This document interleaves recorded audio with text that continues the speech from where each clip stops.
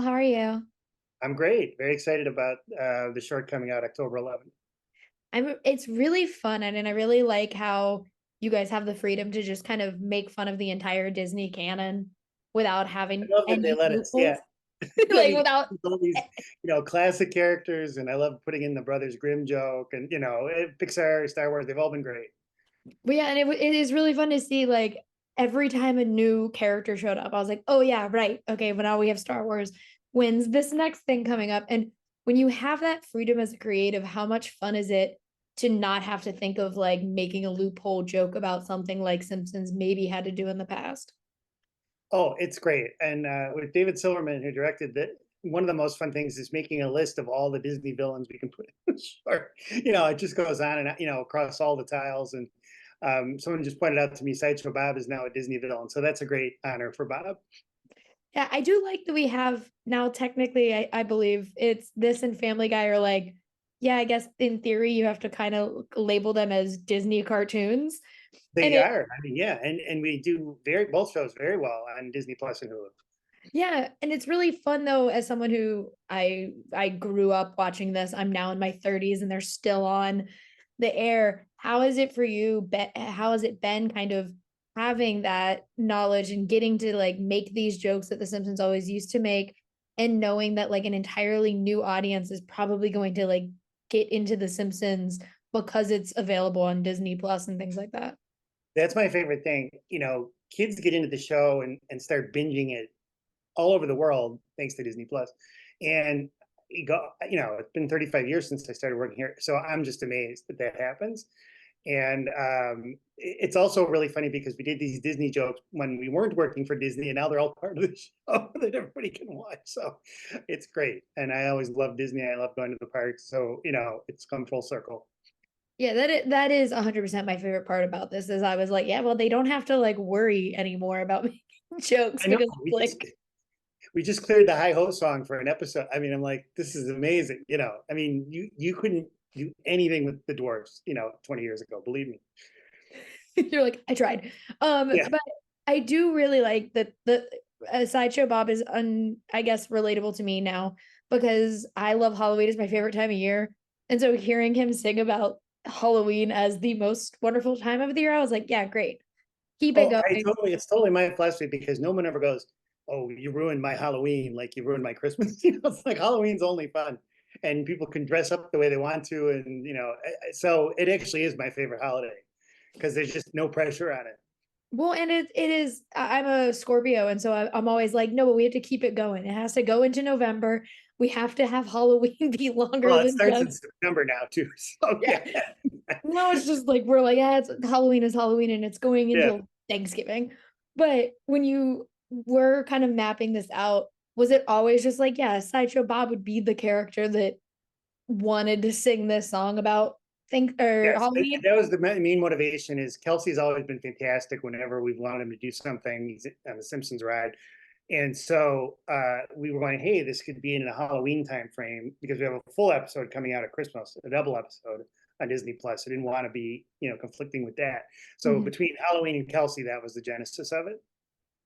Wait, and I do have a question because I come from a friend group who they all go to Simpsons trivia in New York every time it exists. My friend has multiple Simpsons tattoos. It is like their whole Oh wow. personality. But there it is like really interesting to see them, or we're all in our early to mid 30s versus like new kids seeing this show. How is it for you when you're working on it, seeing the range of fans that something like The Simpsons has and knowing that no matter what you put out, you're hitting some generation. It's amazing, and I have no objectivity because I've been working here the whole time. And Mm. as I understand it, kids, people who are coming up like the HD version, and they think it's kind of weird when they see the original episodes. I think it holds up as well as anything could from 30 years ago. Mhm. Not everything is perfect, but it's very interesting how people relate to it as something now, even when it started so long ago. Was there with this song, was there one villain that you were like, I really want to put them in there, but I don't like they're not gonna fit with the song? Uh, there wasn't anybody that didn't fit. he's not in this short, but Tom Hiddleston was so great in the other shorts for us as Loki. So that's like maybe our soft spot, that we have. And Darth Vader sings in it too, and Yeah. Thanos. I mean, it's a pretty powerful lineup of evil characters. Yeah, I do like that Loki made the cut, even though I'm the very loud person that's like, Loki's an anti-hero. I was like, it's okay, I'll let him be a villain in the course of this Well, I thought Simpsons. actually Loki turned out to be like the head of Disney Plus because he controls all the stories at the end Yeah, of the Loki series. So it's like he's kind of a hero. in theory, when you think about it, it's not Mickey Mouse who owns Disney, it's actually Loki. He's in Yes, charge that's of what I think it. too. That's exactly the message I took from it. And I Uh, was really thrilled. I should mention they have a little Lisa clip in the Agatha show, which I'm mhm. enjoying. That bowled me over. It really, and we have a little Agatha reference in this too. So we're very glad, to be a part of that. Well, now that you've kind of started, now there's this Halloween song. Would you, in theory, do shorts going forward with all other holidays? That's part of what we've done. Like we did one for Mother's Day Mhm. and a Christmas one. Um, it's both the holiday or the time of year and also the franchise that Disney has that we want to cross with. So that's the two things that kind of determine it. Like the one we did at Mother's Day also had Stewie from Family Guy, Seth MacFarlane did a voice. So yeah, we kind of build it around that.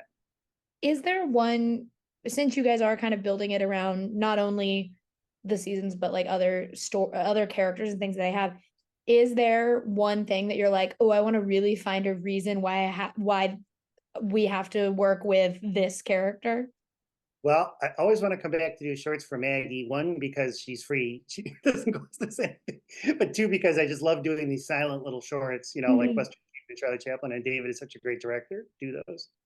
Yeah. Yeah, I do love that Maggie, it's been what, 30 some years and she hasn't aged, still is a No, baby, hasn't still spoken a word. was one of the highest testing characters in the Simpsons movie. Yeah, people love the character. It's so fun. And I was in Universal Studios, and so I just went through the Simpsons area, and it is still so fun to like look at all of the Simpsons stuff that people still love in the park. Now, you said you love Disney parks. If they ever brought any Simpsons stuff to the Disney parks, what kind of ride do you hope would exist in the parks Oh, with? I mean, it's a tough question for me to answer. But I love that there's a Simpsons world at Universal, and if there's a Simpsons world at Disney, I'd love it just as much, obviously. So Mhm. I don't know what the business realities of it are, but I love when you just build out the universe and you can go into Moe's. Yeah, it's so much fun. For my last question, I want to ask, like, when you guys were kind of going through Christmas, I'm assuming just Christmas songs to figure out what one you wanted to use. Did you have any other ideas or workshop any other songs to kind of figure out what would fit best with Halloween or no? No, this one came to mind, and I thought, oh, this would be a great twist to make it Halloween, and so it was pretty much the first one that came to mind. Yeah, I love this short. I think it's so much fun. And so thank you so much for talking with me today. My pleasure.